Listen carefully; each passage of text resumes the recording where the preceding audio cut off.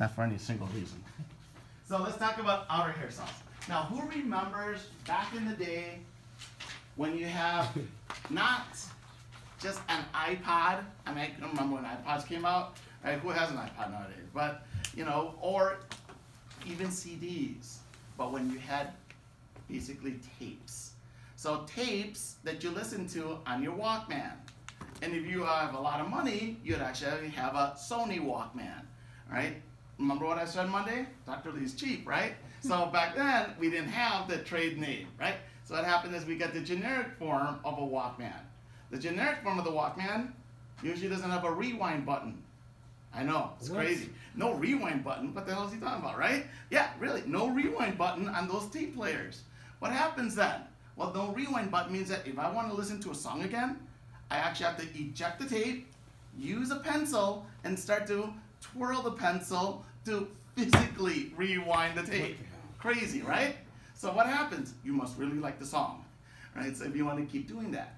And usually, you like it and you want to sing with it, you would need to know the lyrics. Now, back in the day, they didn't just give you the lyrics either.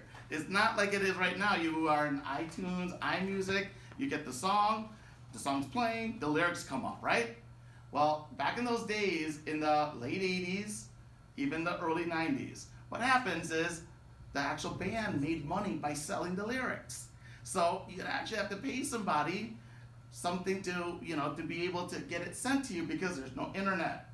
So you can't look it up. I know, right? This is kind of blowing your mind, you millennials. So what happens is if you really, really like a song and you want to listen in, you need to really pay attention. So let's discuss what happens if you have a rap, all right? A rap group. Like when I grew up, the original NWA, then the original Wu-Tang Clan, right? Wu-Tang had like 15 people in it. So what happens with the Wu-Tang Clan, when they start rapping, you want to really focus in on what they're saying.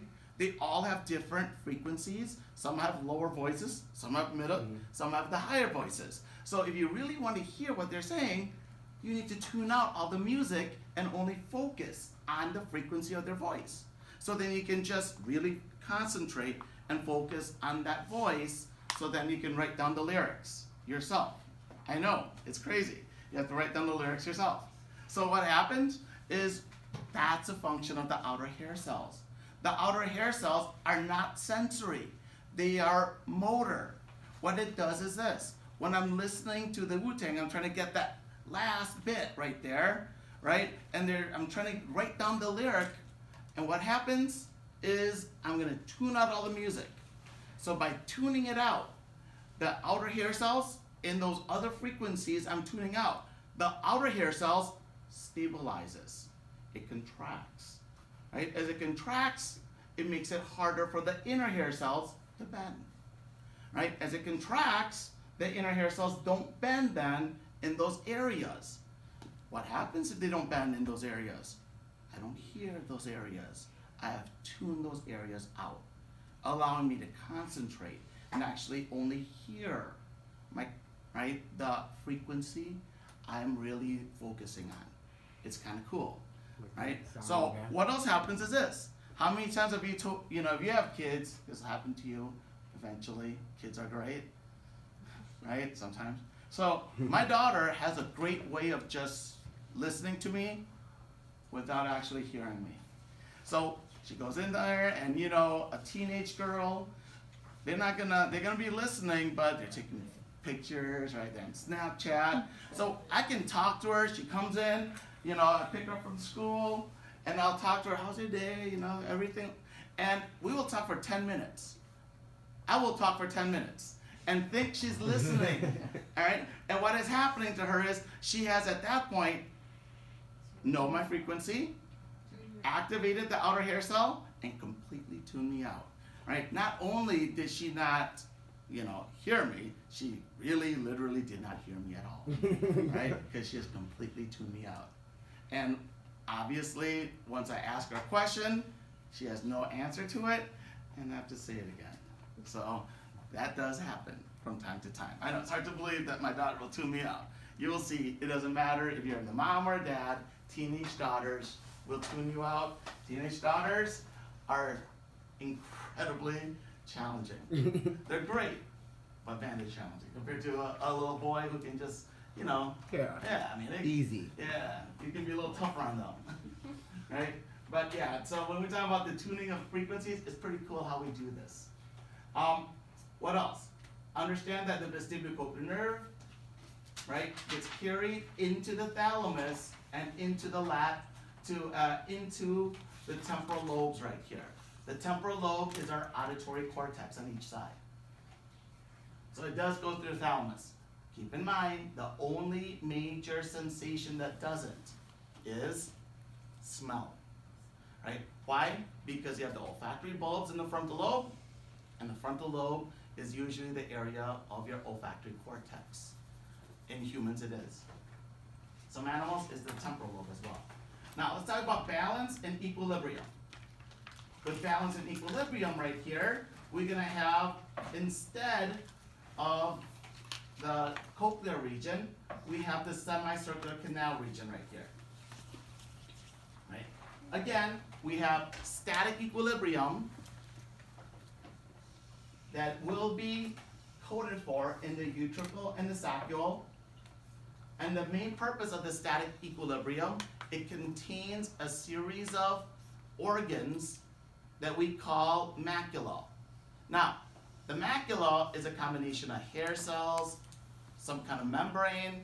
So when we talk about the macula, those are the combination of membranes and hair cells. Now, for hearing, we have something similar, and it's called the organ of Corti.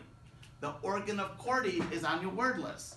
The organ of Corti right here is just, right, the inner hair cells, the outer hair cells, the tectorial membrane, and the basilar membrane as it spirals all the way up, right? Is there any way for me to tag the organ of Corti without getting confused for a membrane, inner, right? All of those? No, all right? It's really hard to, because that's the name of what we call the whole thing, all right? Not the individual hair cells, not the outer hair cells, but all of it as it spirals up. We call that middle part that's active the organ of Corti. For balance and equilibrium, we have something close to that, and we call it the macula. And it's deep to these two areas for static equilibrium. Now, we also have kinetic equilibrium. That's for dynamic movements that are angular, right? So if you're spinning around a circle, if you're doing a front flip, back flip, I don't know, some people do that, right? So if you're doing, right, a handstand and you kind of move forward, you know, laterally, right? That would be like a somersault, right? I don't know, right? So what happens is all of those kinds of movements here occurs in three-dimensional space. Here, in static labyrinth, is about movement, sometimes just movement of your head down, movement of your head upwards again, right? Static, as well as just moving in one direction where your body and the head moves forward with the same type of, right, with the same speed, right? So in terms of the static labyrinth, the utricle and saccule, it allows us to detect linear acceleration and deceleration, as in moving in a car. Some people get really nauseous from that, right? Anybody have kids, or they were that kid when they were young, and you go in a car, and after you just drive a little bit, right, you get car sick. My daughter used to do that all the time. I remember we were driving to Minnesota. We get to Waukesha, and she's vomiting in the car. I'm like, that's 5 more hours we have to deal with it, right? So that does happen for certain people. So when you have a problem with the kinetic or the static labyrinth system, it really gives you that nausea. All right, so let's talk about this static labyrinth. Again, combination of static equilibrium, head down, right? Anybody's ever had, I don't know, too much to drink, and then they lay down. As they lay down, the room spins, right? That is a problem with our static labyrinth, right? Static labyrinth is for static equilibrium. It's going to be found in the middle regions. Remember USA, right? In our model right here, on the utricle and the saccule. The utricle and saccule both have this macula. So this is the macula right here. the macula is a combination of a membrane. Again, it's very analogous, very similar to hearing. In hearing, we had inner hair cells and outer hair cells. In hearing, we had tectorial membrane and basilar membrane, right? Here, we have hair cells that also allow us to have some kind of sensation. Here's the sensation of equilibrium. Now, we also have in those hair cells little hairs called stereocilia, just like in hearing. In hearing, the little hairs, the stereocilia, is embedded on the tectorial membrane.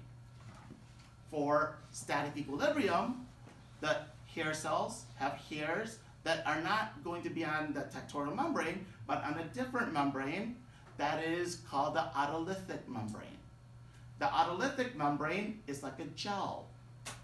And what happens, that gel right there, we have little rocks on the gel that gives it greater density. Those rocks are called otoliths. In a second, we'll see why we want to have these heavy rocks right here, right, called otoliths. So unlike the tectorial membrane that kind of moves and bounces and causes bending, now we have something that's going to be similar. You can have a membrane that then is going to start to shift as your head moves down. As your head moves down, gravity is going to pull on that autolytic membrane that now has heavy rocks on it. So as my head goes down, the membrane, because of gravity, starts to get pulled down as well. As a membrane pulls down, it causes bending of the hair cells, causing you to fire an action potential through your vestibular nerve, telling the brain that your head has changed locations. So as it moves down, right, what happens? The autolytic membrane, because it's heavy, because it has the otoliths on it, well, gravity pulls on it. As gravity pulls on that autolytic membrane, the autolytic membrane then causes bending of those hair cells. Bending of the hair cells triggers an action potential carried through the vestibular nerve, telling the brain that your head position was up and down, now it's kind of more angular, like you've changed head positions, right? Now, this is also important for when you're doing a handstand. Some people can do handstands. It's one of those crazy things now, right? It's almost like a rite of, working out. How many times have you guys seen that people are doing push-ups on a handstand? I'm like, really? Somehow that's supposed to be good for your shoulders, right? So what happens is when you're doing a handstand, some people can walk while they're doing a handstand. Well, one of the problems is you need to balance without falling over. That has to do as well with static equilibrium, right? As you're moving your head in that certain position, some people, right, will get dizzy and fall over, right? You don't have that balance. Again, the macula is the name for this whole system of hair cells, autolytic membrane, and otoliths. As we move our head position downwards, gravity pulls on the autolytic membrane, causing a bending of the hair cell, triggering an action potential that gets carried to the vestibular nerve, telling our brain that our head positions change, right? Now, same thing when we have linear acceleration. When you all of a sudden, right, you guys are in the freeway, and this happens, hopefully not often, but it happens. Somebody just stops in front of you, right? And you have to hit the brakes real quick. You're going really fast, and now you have to decelerate, right? Well, the last thing we want to do at that point is to pass out, right? And just have dizziness or vertigo from that. So what happens is that we have the saccule right here, actually the utricle right here, instead of kind of movement up and down, right? The macula is going to be, and the macula itself is more horizontal. So when you decelerate, the movement causes the autolytic membrane to move forward. As it moves forward, it causes your hair cells to bend, telling your brain that your positioning of your body and the head has gone forward and then suddenly stopped, right? So this allows us to have this linear acceleration and detect linear acceleration. And then you, afterwards, right, you have to press accelerator to get back to speed, right? So then somebody behind you doesn't hit you. So what happens? right? As you hit the accelerator and you're going super fast, right? What happens is the autolytic membrane kind of lags behind, and it now starts to move backwards, right? As it moves backwards, it then triggers the hair cell to bend, and now we are telling the brain that we're moving forward again. Instead of decelerating, we're accelerating forward. Right. And here's just showing you that what we see in the saccule with the head position change. Right? You move your head down, the autolytic membrane gets pulled by gravity, which causes bending of the hair cells, which then allows our brain to interpret it as movement of the head downwards. And then you don't fall over. Now, in terms of dynamic equilibrium, it's different. It's like moving around in a circle, spinning, right? Going up and down in an elevator. Some people, if you guys have ever been to, not the, our elevator is kind of slow, right? MATC elevator. But if you've been to Chicago and you have to go onto the elevator to the John Hancock building, right? Or in the John Hancock building, in the Sears Tower, I think it's called the Willis Tower now, right? Those elevators going super fast. Some people get dizzy from it. Why? It's because of this dynamic equilibrium of moving upwards like this, right? Now, I would ask not detailed questions about equilibrium. I would ask on the test just what are the name of the organs, what is a membrane, right? So for that static and linear acceleration equilibrium, you had the macula is the name of the actual structure, right? And the membranes are the autolytic membranes. The good news is that the hair cells are just going to be the name of the hair cells. Here, what we're going to see is, I'm going to give you an example of what happens when we're spinning around, right? So if you are a ballerina, if you are a figure skater, and you have to spin around real fast, I don't know, I've never done that, right? Or if you are just clowning around and it's, Little League, and then you see those people in Little League, right? They kind of spin around a bat and then start to move and everybody falls over. Well, this is, right, that spinning effect is going to be translated by your semicircular canal, the one that's more in a horizontal circle here. Instead of a tectorial membrane or an autolytic membrane, we have what's called a cupola. The cupola is what will cause the bending of these cells now.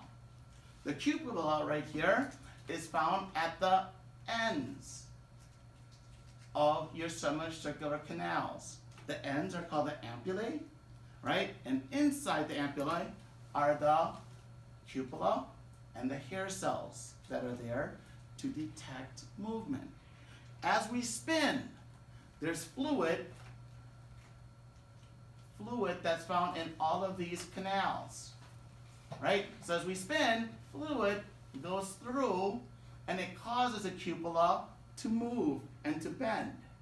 As it bends, it causes our cells here to start to bend, right? As it starts to bend, it allows us to have and detect that motion of circular movement, right? The cupola is the name of the membrane. The whole region where you have the cupola and the cells, right? That is called, right, the crista ampullaris, right? Again, crista ampullaris allows us to detect more motion equilibrium, up and down, spinning around, lateral movements, right? That's found and translated by the ends of the semicircular canals. Deep inside the ends are called the ampulla. Inside of it, then you see the crista ampullaris. Now, the crista ampullaris is a combination of all the cells and the membrane. So it's like the organ of Corti, right? The organ of Corti are all the inner and outer hair cells and the membranes that activates them, right? So instead of the organ of Corti, the whole system that allows us to detect this, right? The whole system includes the cupola and the hair cells. They're called the crista ampullaris. And the crista ampullaris is found within each of the ampulla. Displacement of the cupola is most intense when the rate of head movement changes. Thus, the system detects changes in the rate of movement rather than the movement itself. In other words, as we start as we start to spin, right, that movement from standing still to spinning, that effect is going to be a greater effect than if you just keep spinning, right? So, and then when you stop, all of a sudden you have this lack of movement. Well, that's a big change in the rate of the movement then. From spinning real fast to non-movement, you'll have a bigger effect even then. Right? And then for the pathways, it goes through the thalamus and into, right, the area of your vestibular area that's found in your pre-central gyrus right here. Right? Actually, your post-central gyrus right here. So then you can give the brain a sensation of where is your body and your head in relationship to space around us. All right, that's it for balance and equilibrium, and that's it for chapter 15. Let's take a break.